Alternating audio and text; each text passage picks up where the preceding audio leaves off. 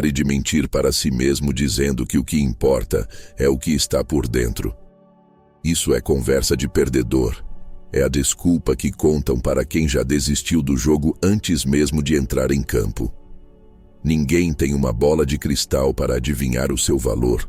E ninguém tem tempo a perder escavando a sua personalidade para descobrir se você é um gênio ou um idiota. O mundo é brutalmente rápido e a primeira coisa que ele faz é julgar a capa do livro. Se a capa for ruim, o livro vai para o lixo e não importa se as páginas foram escritas com ouro. A verdade crua, aquela que faz o estômago revirar, é que você pode ser a pessoa mais competente, mais leal e mais inteligente da sala. Mas se a sua postura, a sua roupa e o seu olhar comunicarem dúvida ou desleixo, você será tratado como um ninguém. E a culpa não é do mundo por ser superficial. A culpa é sua por ignorar como o jogo funciona. Nicolau Maquiavel, o homem que entendeu a natureza humana melhor do que qualquer psicólogo moderno, jogou essa bomba no nosso colo há mais de 500 anos. Ele disse que todos veem o que você parece ser, mas pouquíssimos, sentem o que você realmente é. Pense nisso por um segundo.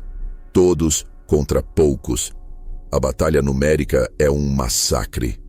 Para cada uma pessoa que vai ter a paciência de sentar com você, te ouvir, entender suas dores e reconhecer seus talentos ocultos, existem 10.000 outras que vão apenas bater o olho em você e decidir, em fração de segundos, se você é uma ameaça, um aliado ou uma presa. Se você aposta todas as suas fichas na sua essência e ignora a sua aparência, você está apostando contra a estatística. Você está lutando uma guerra de 1 contra 10.000. Vamos descer do pedestal moral e olhar para a biologia da coisa. O cérebro humano é uma máquina preguiçosa. Ele quer economizar energia. Ele adora atalhos. Quando alguém olha para você, esse alguém não quer ter o trabalho de analisar complexidades. Essa pessoa quer um rótulo rápido. Ela quer saber onde te encaixar na prateleira mental dela. Se você parece poderoso, ela te coloca na prateleira de respeitar. Se você parece inseguro, ela te coloca na prateleira de ignorar ou explorar. É um processo instintivo, quase animal. Não adianta ficar revoltado com isso. Ficar com raiva da superficialidade das pessoas é como ficar com raiva da chuva por molhar. É uma força da natureza. A questão não é se isso é justo ou injusto. A única questão que importa é como você usa isso a seu favor. Imagine que você está segurando uma barra de ouro maciço. Vale uma fortuna. Mas você embrulha essa barra de ouro em um jornal sujo, amassado, tirado do lixo. Você caminha pela rua oferecendo esse pacote para as pessoas. A maioria vai desviar, vai atravessar a rua para não chegar perto de você. Por quê? Porque os olhos veem lixo. As mãos não chegam a tocar no ouro porque os olhos bloquearam o acesso antes. Agora pegue uma pedra comum sem valor nenhum, pinte de dourado e coloque em uma caixa de veludo vermelho. As pessoas vão parar, vão olhar com cobiça, vão querer tocar. É aqui que a maioria erra. As pessoas gastam anos, décadas, afiando suas habilidades técnicas, estudando madrugada adentro, sendo honestas e trabalhadoras, acumulando ouro interno. Mas elas saem para o mundo embrulhadas em jornal velho. Elas andam de cabeça baixa, falam para dentro, vestem-se como se tivessem desistido da vida e não olham nos olhos de ninguém. E depois, voltam para casa frustradas, reclamando que o chefe promoveu aquele colega que não sabe nada, mas que fala bem e se veste caro. Elas chamam esse colega de falso. Maquiavel chamaria de eficiente. Aquele colega entendeu que a percepção é a realidade. Se ele parece competente, ele ganha a chance de ser competente. Você, que é competente mas parece amador, nem sequer recebe a chance de provar o seu valor. Não se trata de ser falso. Trata-se de controlar a narrativa. Quando você entra em um ambiente, você é um outdoor ambulante. Tudo em você comunica algo. O corte do seu cabelo, o aperto de mão, o tom de voz, o silêncio que você faz antes de responder. Tudo isso são dados que você está enviando para o cérebro das outras pessoas. Se você não controlar esses dados, o preconceito dos outros vai preencher as lacunas. E acredite, o preconceito alheio nunca joga a seu favor. Se você deixa a sua imagem ao acaso, as pessoas vão assumir o pior. Vão assumir que sua timidez é incompetência. Vão assumir que sua humildade é fraqueza.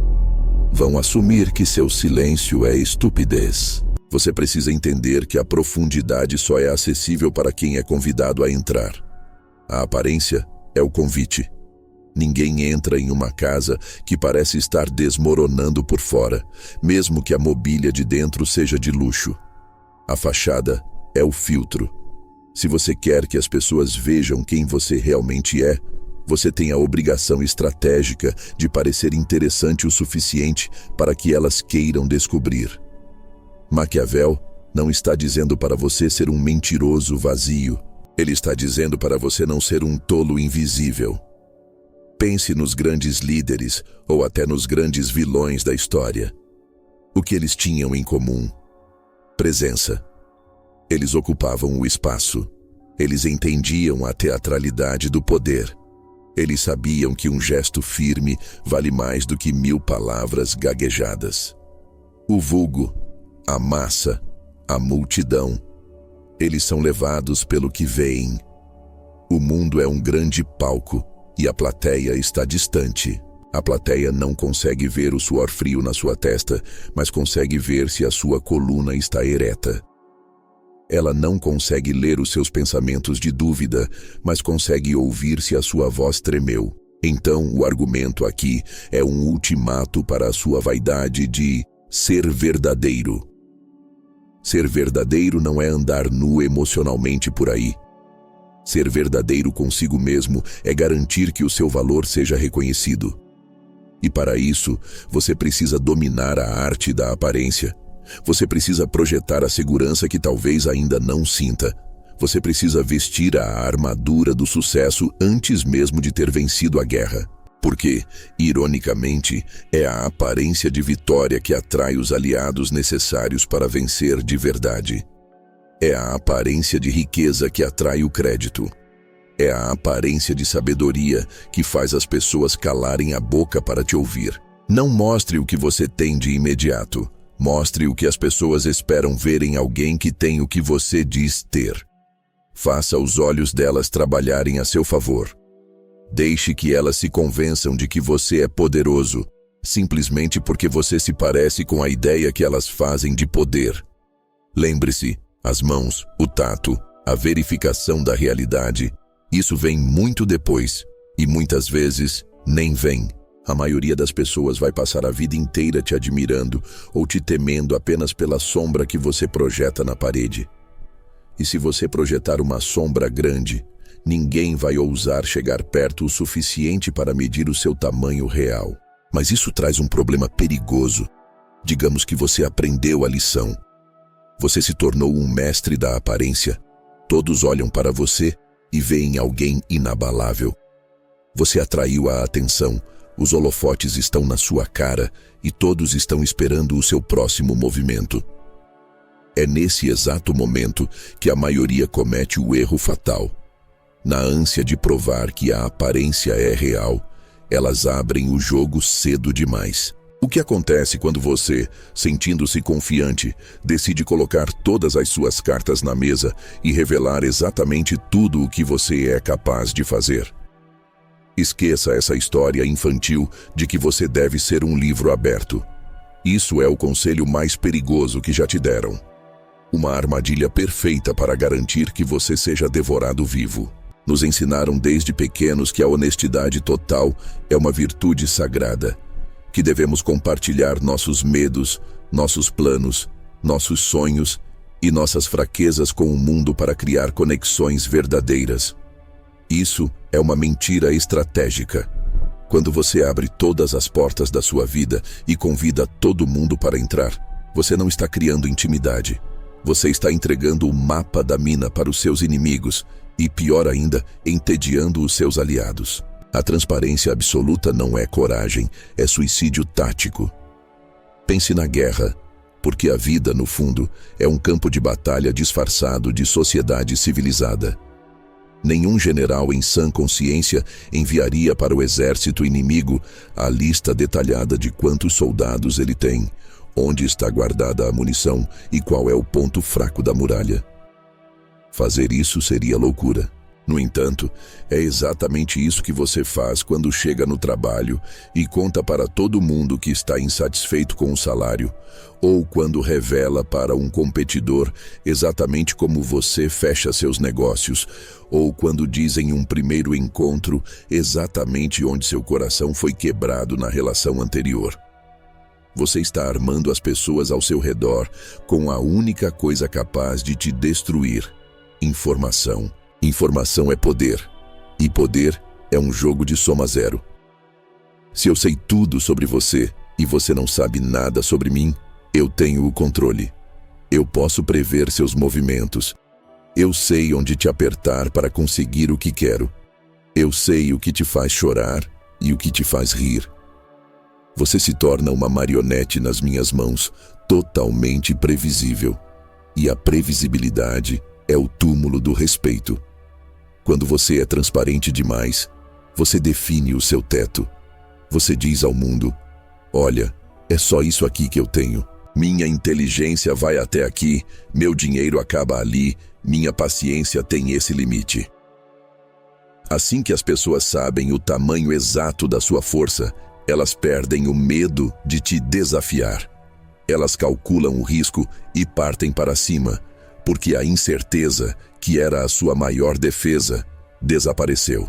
Vamos ser práticos. Imagine uma negociação. Pode ser um aumento de salário ou a compra de uma casa.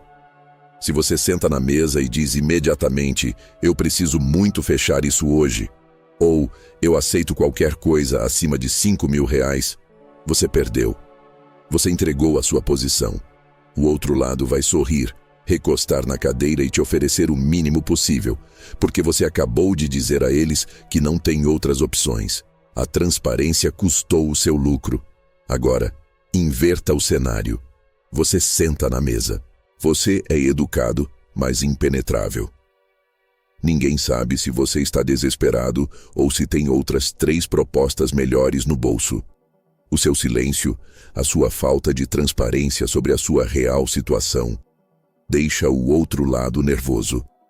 Eles começam a negociar contra a imaginação deles, e a imaginação deles vai dizer que você é forte, que você pode ir embora a qualquer momento.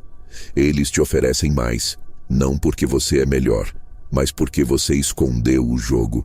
Existe também um componente psicológico profundo nisso. O ser humano, por natureza, despreza o que é fácil demais. O que é entregue de bandeja não tem valor. Quando você conta toda a sua vida, todas as suas ideias e todos os seus segredos nos primeiros 5 minutos de conversa, você se torna barato. Você vira ruído de fundo. As pessoas param de prestar atenção porque já entenderam o filme todo. Não existe suspense. Não existe a pergunta: o que ele vai fazer agora? Você se torna aquele personagem secundário que todo mundo sabe que não vai fazer nada de surpreendente. Por outro lado, manter uma névoa de mistério sobre as suas intenções e capacidades obriga as pessoas a ficarem atentas a você. Elas precisam te observar de perto para tentar decifrar o enigma. E enquanto elas gastam energia tentando te entender, você está no comando. Além disso, a transparência te torna vulnerável a ataques que você nem vê chegando. A inveja é uma doença silenciosa. Muitas vezes, as pessoas que sorriem para você e batem nas suas costas estão secretamente torcendo pelo seu fracasso. Ou pior, planejando como puxar o seu tapete. Se você conta para esse amigo que vai lançar um projeto incrível na semana que vem, você deu a ele 7 dias para sabotar o seu plano ou para lançar algo antes de você. Se você conta que está tendo problemas no casamento, você deu a munição para ele espalhar fofoca e destruir sua reputação. Manter a boca fechada sobre os seus recursos e seus próximos passos não é ser paranoico, é ser profissional. O segredo é a alma do negócio e a armadura da vida pessoal. Maquiavel sabia que os homens são volúveis, dissimulados e ávidos por lucro. Confiar na bondade alheia e acreditar que a sua sinceridade será retribuída com lealdade é um erro de principiante. Na maioria das vezes, a sua sinceridade será usada como alavanca contra você no futuro. Aquele segredo que você contou em um momento de fraqueza vai virar piada na festa da empresa. Aquela insegurança que você confessou para parecer humilde vai ser o motivo usado para não te promoverem a um cargo de liderança, sob a justificativa de que você não está pronto emocionalmente. O mundo não perdoa quem se expõe. O mundo ataca onde a carne está exposta. Você precisa aprender a arte da contenção. Isso não significa mentir. Mentir é feio, trabalhoso e, eventualmente, você é pego. O que estamos discutindo aqui é a omissão tática.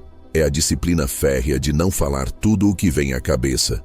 É ter um filtro mental que pergunta: essa pessoa realmente precisa saber disso? Essa informação me ajuda ou me atrapalha? Se a resposta não for clara, o silêncio é a única resposta certa. Deixe que pensem que você é mais rico do que é. Deixe que pensem que você é mais inteligente do que é. Deixe que pensem que você tem conexões poderosas. Nunca corrija alguém que está superestimando o seu poder. Se eles acham que você tem um exército atrás de você, deixe que achem. A ilusão de força muitas vezes evita a necessidade de usar a força real. A transparência também tira de você a flexibilidade. Quando você declara publicamente uma opinião forte, um lado político ou um plano rígido, você se acorrenta a isso. Se o mundo mudar, e o mundo muda o tempo todo, e você precisar mudar de ideia, será chamado de hipócrita. Mas se você manteve suas cartas perto do peito, se você foi vago o suficiente, você tem espaço para manobra. Você pode se adaptar às novas circunstâncias sem parecer que traiu a sua palavra, simplesmente porque você nunca deu a sua palavra definitiva sobre aquele assunto. A opacidade te dá liberdade de movimento. A transparência te prende em uma jaula feita pelas suas próprias declarações passadas. Pense nos grandes jogadores de pôquer. Eles ganham milhões, não porque têm sempre as melhores cartas, mas porque ninguém na mesa sabe o que eles têm. Eles controlam o fluxo de informação. Um leve sorriso, um olhar sério, tudo é calculado para confundir, nunca para esclarecer. A vida é um jogo de pôquer com apostas muito mais altas. O pote não é dinheiro, é o seu futuro, a sua felicidade, a sua segurança. Por que diabos você jogaria com as cartas viradas para cima? Só para receber um tapinha nas costas e ouvir: "Nossa, como você é autêntico." Esse elogio não paga as contas e não te protege dos lobos. Portanto, blinde a sua mente. Pare de buscar validação externa através da confissão. Guarde os seus trunfos. Se você tem uma grande ideia, execute-a em silêncio e deixe que o barulho venha do sucesso, não da sua boca. Se você tem um problema grave, resolva-o nos bastidores, sem deixar que o cheiro de sangue atraia os tubarões. A zona de segurança entre o que você é e o que os outros sabem sobre você é onde a mágica acontece. É nesse espaço escuro e privado que você cresce, planeja e se fortalece, longe dos olhares invejosos e das opiniões medíocres. Contudo, surge um dilema interessante aqui. Se você fecha a boca e esconde a realidade, cria-se um vazio, e o vazio não atrai ninguém. As pessoas precisam ver algo para te respeitar, te seguir ou te amar. Você não pode ser apenas um buraco negro de mistério. Você precisa projetar alguma coisa no lugar da verdade que você escondeu. Mas ser perfeito o tempo todo, ter todas as virtudes, ser corajoso, generoso e sábio 24 horas por dia é impossível para qualquer ser humano. Tentar ser tudo isso de verdade vai te levar à exaustão e ao colapso. Então, como você preenche esse espaço com qualidades admiráveis, sem ter o trabalho insano de realmente possuir todas elas o tempo todo? Tópico: a simulação da virtude é mais eficiente que a virtude. Tentar ser uma pessoa boa o tempo todo vai destruir você. Pode parecer um conselho horrível, algo que faria seus avós revirarem os olhos, mas é a realidade nua e crua da selva social em que vivemos. Existe uma crença ingênua, repetida à exaustão em filmes e livros motivacionais, de que a virtude é a sua própria recompensa e que o universo, de alguma forma mágica, vai retribuir cada ato de bondade, paciência e honestidade que você praticar. Isso é mentira. A virtude real, aquela praticada 24 horas por dia, 7 dias por semana, é um fardo pesadíssimo. Ela consome sua energia, drena seus recursos financeiros e, na maioria das vezes, te coloca em desvantagem contra competidores que não têm os mesmos escrúpulos. A eficiência não está em ser o santo, mas em ser percebido como tal. Vamos analisar o custo operacional de ser verdadeiramente virtuoso. Imagine que você decidiu ser honesto em 100% das situações. Isso significa que você nunca pode elogiar o vestido feio da esposa do seu chefe. Significa que você tem que admitir um erro pequeno que ninguém notaria, mas que agora vai custar sua promoção. Significa que você não pode omitir um detalhe irrelevante para fechar uma venda que salvaria sua empresa. A honestidade radical te torna rígido, previsível e muitas vezes insuportável para o convívio social. Agora, pense na generosidade absoluta.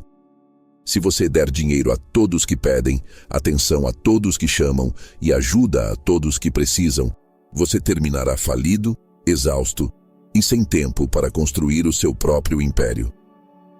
A virtude real é um recurso finito. Se você gastar tudo, você quebra.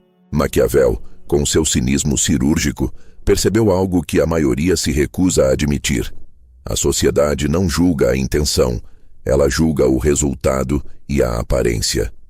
O povo quer um líder que pareça piedoso, fiel, humano, íntegro e religioso.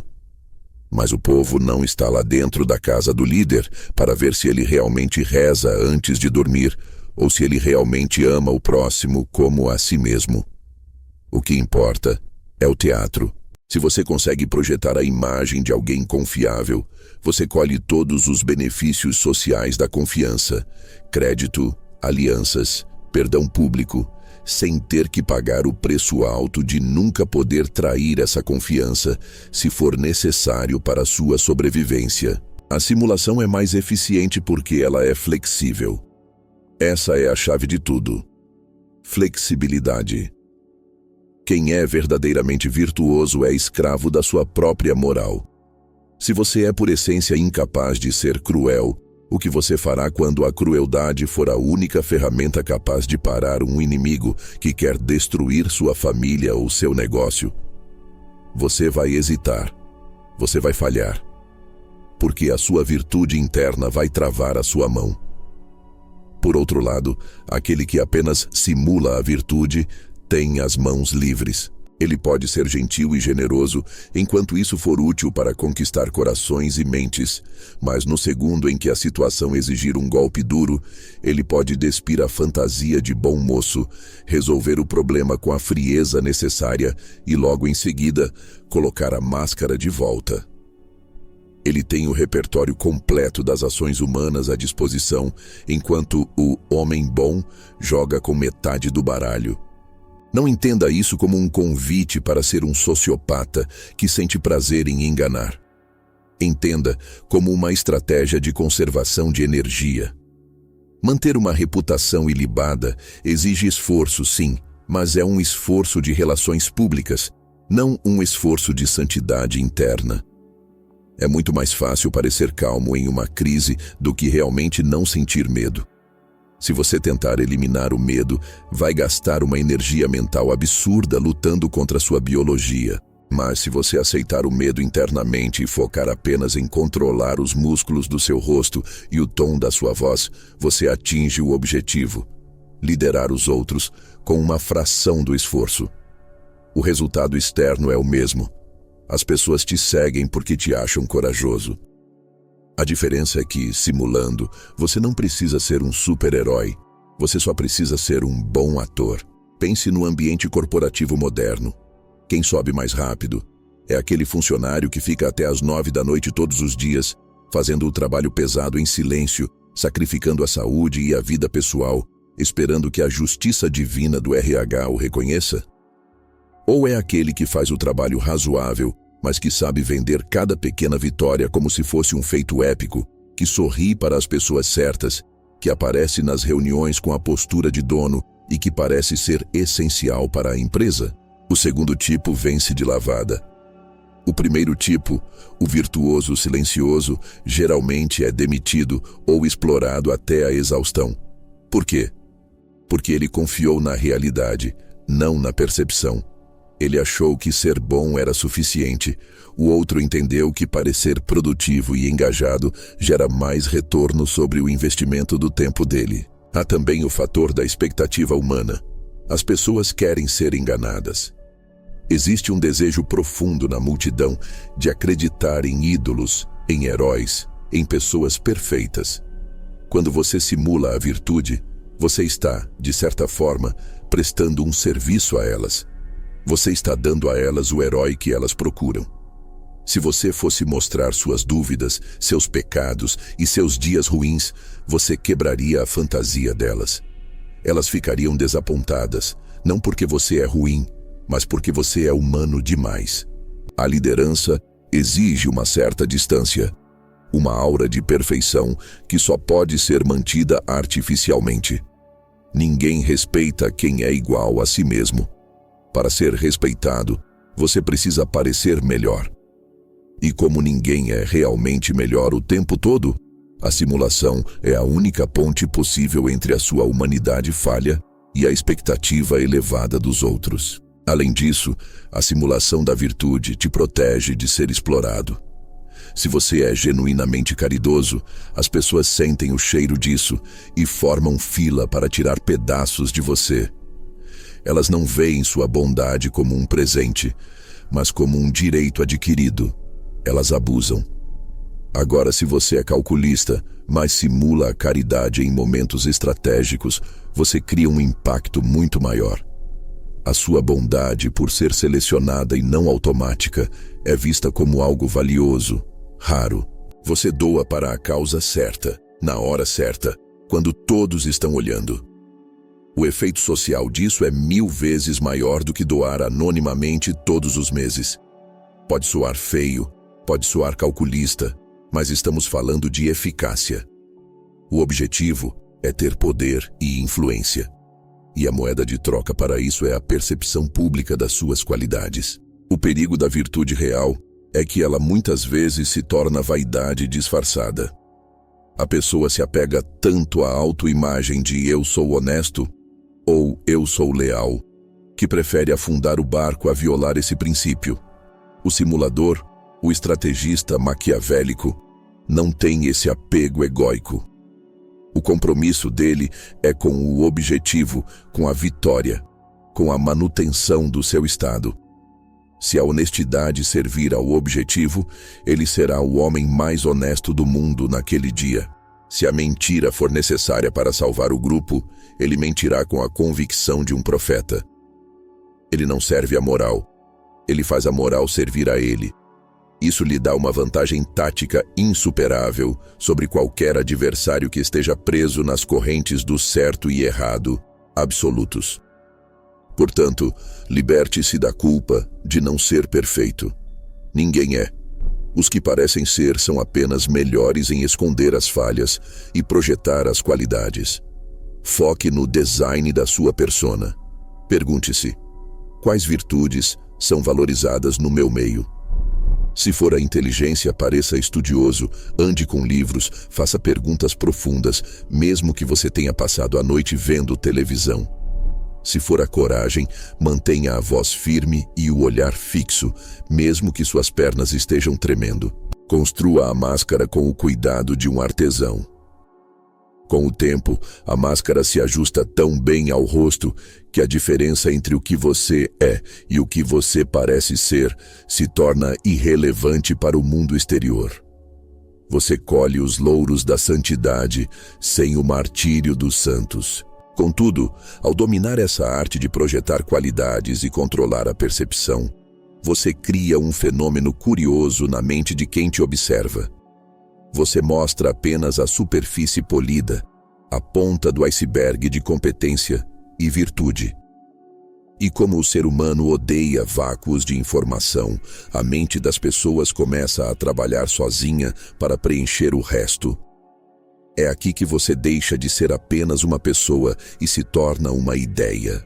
Mas como exatamente você pode usar essa lacuna entre o que você mostra e o que elas imaginam para fazer com que elas te atribuam poderes e capacidades que você nem sequer possui?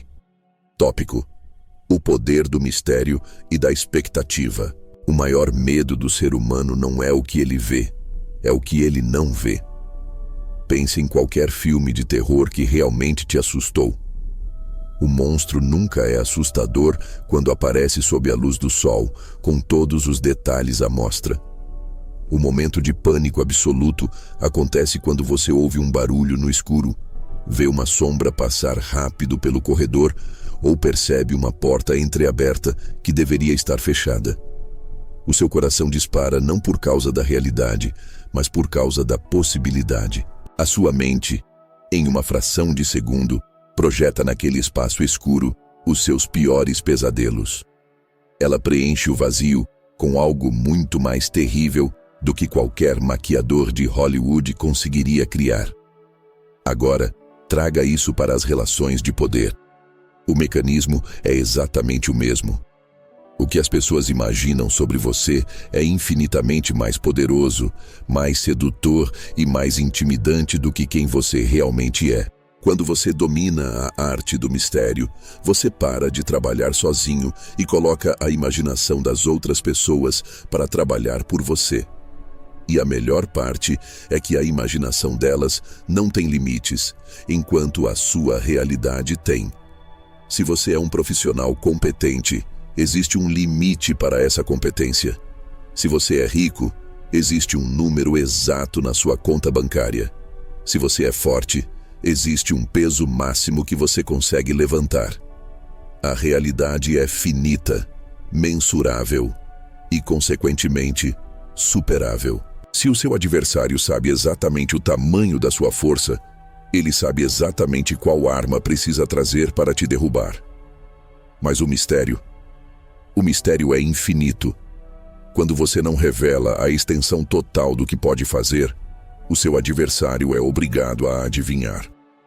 E a tendência humana, herdada de milênios de evolução para a sobrevivência, é sempre assumir o pior cenário possível. Eles vão superestimar a sua força, e esse erro de cálculo é a sua maior vantagem. A maioria das pessoas comete o erro grosseiro de tentar impressionar pela quantidade. Elas falam demais, explicam cada detalhe das suas conquistas, mostram cada centavo que ganharam e contam cada plano para o futuro. Elas acham que, bombardeando o mundo com informações, serão respeitadas. O efeito é o oposto. O excesso de informação gera familiaridade e a familiaridade gera desprezo. Quanto mais as pessoas sabem sobre você, mais comum você se torna. Você vira uma mercadoria de prateleira, algo que elas veem todos os dias e entendem completamente. A magia desaparece. Ninguém teme ou idolatra o que compreende totalmente. O respeito profundo exige uma distância, uma lacuna de conhecimento que impeça as pessoas de verem as suas falhas, as suas dúvidas e a sua humanidade banal. Pense nos grandes ídolos, naquelas figuras que parecem maiores que a vida. Steve Jobs, por exemplo. Ele não era acessível. Ele não explicava suas decisões técnicas para qualquer um. Ele criava um campo de distorção da realidade ao seu redor. Ele aparecia, entregava uma revelação e desaparecia para dentro dos laboratórios da Apple. Ninguém sabia se ele estava trabalhando, gritando ou apenas sentado olhando para a parede. Esse vácuo de informação fazia com que cada aparição dele fosse um evento religioso. Se ele tivesse um blog onde contasse o que comeu no café da manhã e reclamasse do trânsito, a aura de gênio teria evaporado. O mistério preserva a autoridade.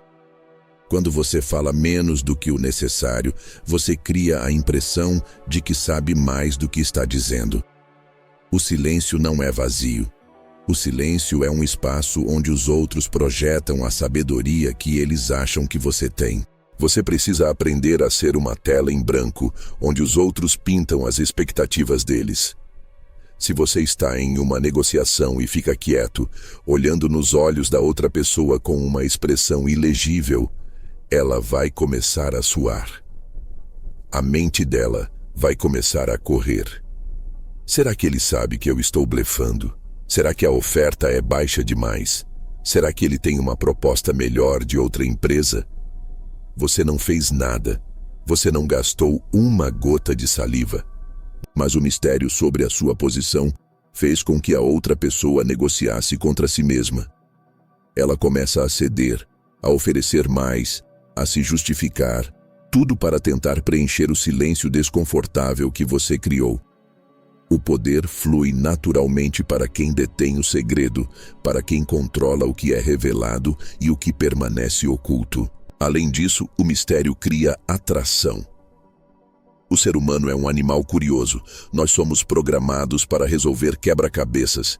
Se você é um livro aberto, você é uma palavra cruzada já preenchida. Não tem graça nenhuma. Vai direto para o lixo. Mas se você é um enigma, se as suas motivações não são claras, se o seu passado tem lacunas, se as suas habilidades aparecem de surpresa, você se torna viciante. As pessoas vão gastar horas conversando sobre você quando você não estiver na sala. Como ele conseguiu aquilo? De onde ele conhece aquela pessoa? O que ele vai fazer a seguir? Entenda, ocupar a mente das pessoas é a forma mais pura de poder. Se elas estão pensando em você, tentando te decifrar, você já venceu. Você alugou um apartamento na cabeça delas sem pagar nada por isso. Isso também funciona como um escudo defensivo impenetrável. Se ninguém sabe ao certo quais são os seus gatilhos emocionais, ninguém sabe como te manipular. Se ninguém sabe onde dói, ninguém sabe onde bater. O mistério te torna um alvo difuso. É muito difícil acertar uma flecha em uma fumaça. Quando você se envolve nessa névoa de incerteza, você ganha liberdade de movimento. Você pode mudar de direção sem que ninguém perceba que você mudou, porque ninguém sabia para onde você estava indo no começo. Você pode cometer erros e transformá-los em parte do plano, e as pessoas vão acreditar, porque elas nunca souberam qual era o plano original. A expectativa que elas criaram dá a você o benefício da dúvida. Se você parece um estrategista genial e misterioso, até um tropeço seu será interpretado como uma jogada de xadrez avançada que os meros mortais ainda não entenderam. Contudo, manter esse mistério exige disciplina férrea. A vontade de se gabar é quase irresistível. O ego quer aplausos imediatos. O ego quer gritar: "Olha o que eu fiz." Você tem que matar esse desejo infantil. O aplauso que vem para o mistério é mais lento, mas dura muito mais. Você tem que aprender a dar apenas amostras do seu poder, nunca o estoque inteiro. Mostre o resultado, oculte o processo. Mostre a conquista, oculte o esforço. Faça com que seus feitos pareçam naturais, fáceis, quase mágicos. Se você explica o quanto suou, o quanto sofreu e quantas noites não dormiu, você humaniza o feito. Você diz: "Eu sou igual a vocês, só me esforcei mais." Isso é inspirador, talvez, mas não gera temor nem reverência. Agora, Se o resultado simplesmente aparece, perfeito e acabado, sem explicação do trabalho sujo, você parece tocado pelos deuses. Você parece ter um dom que os outros não têm. A expectativa é uma alavanca. Se você projeta a imagem de alguém que tem conexões poderosas, as pessoas vão te tratar com a deferência devida a alguém conectado, mesmo que você não conheça ninguém importante. E o mais irônico é que, ao ser tratado assim, você acaba conhecendo as pessoas importantes. A expectativa cria a realidade. É a profecia autorrealizável. Se você se porta como o rei, as pessoas começam a curvar a cabeça e, de repente, você não precisa mais fingir, porque o tratamento real valida a sua postura. O mistério é o convite para que o mundo te coloque em um pedestal mais alto do que você conseguiria subir com as próprias pernas. Portanto, racione a sua presença. Não esteja disponível o tempo todo. Não responda imediatamente. Não vá a todas as festas. Não tenha opinião sobre tudo. Seja a carta que falta no baralho, aquela que define o jogo, mas que ninguém sabe onde está.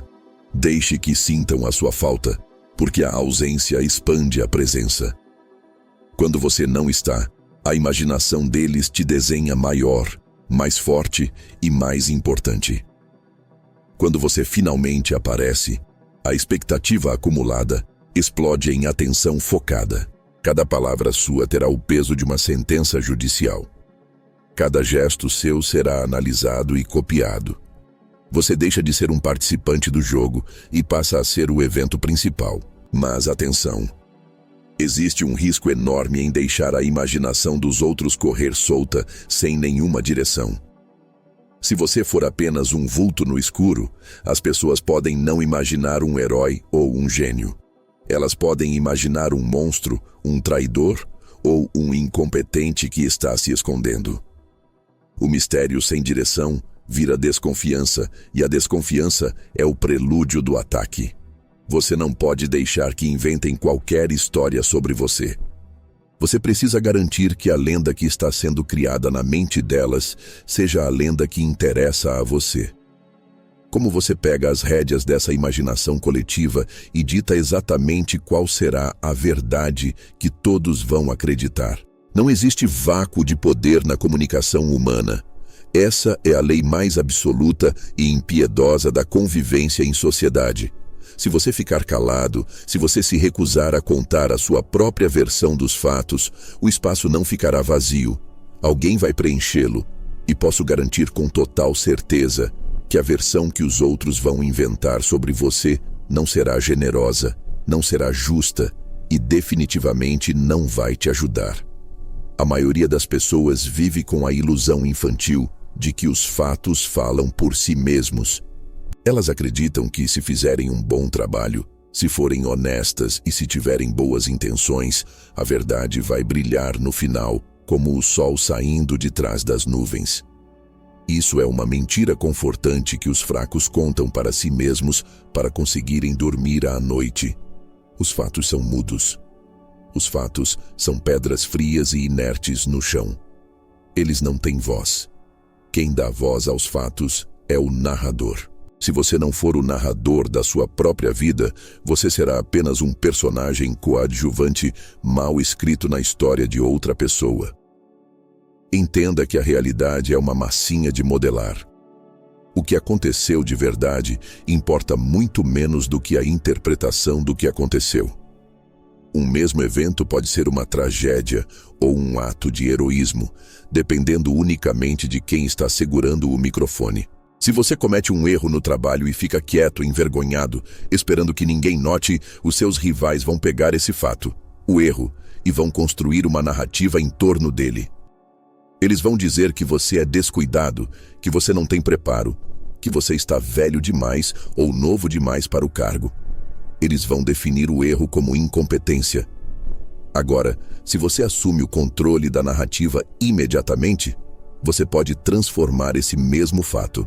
Você pode dizer que o erro foi uma tentativa ousada de inovação que trouxe aprendizados valiosos que ninguém mais na empresa tem. Você define o erro como audácia e experiência. O fato é o mesmo. A história mudou completamente. Quem venceu? Quem contou a história primeiro e com mais convicção? O mundo está cheio de pessoas talentosas, brilhantes e capazes que estão estagnadas, presas em empregos medíocres e relacionamentos ruins, simplesmente porque perderam a guerra da narrativa. Elas deixaram que outras pessoas colocassem rótulos nelas. Ah, o fulano é muito técnico, não serve para liderar. A ciclana é muito emotiva, não aguenta pressão. Uma vez que um rótulo desses cola na sua testa, é quase impossível tirar. A preguiça mental das pessoas faz com que elas aceitem a primeira história convincente que ouvem. Se alguém espalha que você é difícil de lidar, mesmo que você seja a pessoa mais doce do mundo, cada vez que você discordar de algo, as pessoas vão pensar: viu, é difícil de lidar mesmo. Elas vão filtrar a realidade para confirmar a narrativa que já foi estabelecida. Por isso, a passividade é o seu maior inimigo. Ficar quieto esperando justiça é aceitar a sentença que os outros escreveram para você. Você precisa agir como o editor-chefe da sua reputação. Isso exige uma vigilância constante e uma agressividade sutil. Não estou falando de sair por aí gritando ou inventando mentiras descaradas. Estou falando de enquadramento. A vida é uma câmera de cinema. Você decide onde colocar o foco e o que deixar fora de quadro. Se você tem um passado de fracassos, não esconda como se fosse um crime. Reescreva isso como a jornada do herói que superou obstáculos impossíveis. Se você tem poucos recursos, não peça desculpas. Venda isso como eficiência e capacidade de fazer mais com menos. A narrativa certa transforma fraqueza em estilo, pobreza em minimalismo, silêncio em sabedoria e agressividade em liderança. Tudo depende das palavras que você escolhe e da emoção que você coloca na mesa. Pense nos grandes escândalos que você já viu na mídia. Muitas vezes a pessoa que sobrevive não é a inocente, mas a que soube controlar a história. Enquanto um lado gagueja, pede desculpas e se esconde, o outro lado vai a público, define os termos, cria vilões e se coloca como vítima ou como justiceiro. A opinião pública é um rebanho que precisa de um pastor. Se você não guiar a interpretação delas, outro pastor virá. Pode ser um colega invejoso, um chefe inseguro ou até mesmo um familiar tóxico, e guiará o rebanho contra você. Assumir a autoria da sua história é um ato de soberania. É dizer: eu defino quem eu sou. Eu defino o valor do meu trabalho. Eu defino o significado das minhas ações. E não se engane, os seus inimigos estão trabalhando na narrativa deles o tempo todo. A fofoca, o comentário maldoso no corredor, a brincadeirinha feita na frente de todos, tudo isso são armas de guerra narrativa. Eles estão tentando pintar um retrato seu que seja pequeno, ridículo ou perigoso. Se você não contra-atacar com uma imagem mais forte, a pintura deles será a única exposta na galeria. Você precisa ser proativo. Antes de entrar em uma reunião, você já deve ter plantado a ideia do que você vai apresentar. Antes de pedir um aumento, você já deve ter contado a história do seu valor pelos corredores meses antes. A narrativa não se constrói no dia da batalha. Ela é o terreno que você prepara antes do exército chegar. Quando o confronto acontece, a percepção de todos já deve estar inclinada a seu favor. Além disso, controlar a narrativa te dá o poder de prever o futuro. Quando você estabelece quem você é, por exemplo, o visionário que resolve problemas impossíveis, as pessoas começam a trazer para você apenas os problemas que se encaixam nessa história. Você molda o ambiente ao seu redor. Se você deixa que te rotulem como o burro de carga que nunca diz não, adivinhe o que o futuro reserva para você? Mais trabalho braçal e zero reconhecimento. A história que contam sobre você define as oportunidades que chegam até você. Se você quer mudar de vida, o primeiro passo não é mudar de atitude interna, é mudar a história externa. Você precisa convencer o mundo de que você já mudou e o mundo obediente vai começar a te tratar de acordo com a nova regra. É um jogo de percepção contínua. Não existe, cheguei lá, agora posso relaxar. A narrativa precisa de manutenção diária. Um boato não combatido vira verdade em 24 horas. Uma imagem de sucesso não reforçada vira decadência em 6 meses. Você tem que estar no comando da sua biografia em tempo real. Não deixe para os historiadores decidirem quem você foi depois que você morrer. E não deixe para o RH decidir quem você é enquanto você trabalha. A caneta tem que estar na sua mão. A tinta tem que ser o seu suor e a sua inteligência. Seja implacável na edição da sua própria vida. Corte as cenas que não te favorecem. Dê zoom nas suas qualidades e adicione uma trilha sonora épica nos momentos de dificuldade. A verdade é que a história não pertence a quem tem razão. A história pertence a quem sabe contá-la melhor. O mundo já esqueceu milhares de heróis que não souberam falar e imortalizou centenas de canalhas que tinham uma oratória perfeita. Isso pode parecer injusto, pode parecer cruel, mas é a mecânica do poder. Se você quer jogar para vencer, você precisa aceitar que a verdade é apenas o rascunho. A versão final, aquela que vai para os livros, para os relatórios e para a memória das pessoas, é a versão que foi editada, polida e vendida pelo melhor narrador. A pergunta que fica ecoando na sua cabeça agora não deve ser: será que isso é certo? Mas sim, quem está segurando a caneta que escreve o meu destino neste exato momento? Se a resposta for qualquer pessoa que não seja você, arranque a caneta da mão dela agora mesmo. Se você chegou até aqui, é porque entendeu que o jogo da vida não é para amadores e que a aparência, o silêncio e a narrativa são as armas reais que ninguém te ensinou na escola. Mas saber disso é apenas o começo. Aplicar isso exige frieza e técnica. Se esse conteúdo abriu seus olhos para a realidade crua do comportamento humano, você precisa se inscrever no canal agora. Não seja apenas um espectador passivo. Deixe o seu like para mostrar que você faz parte da minoria que enxerga além da superfície e comente aqui embaixo: qual é a verdade sobre você que precisa ser reescrita hoje mesmo? Vamos continuar essa conversa nos próximos vídeos, onde vou te ensinar a usar essas armas sem cortar a própria mão.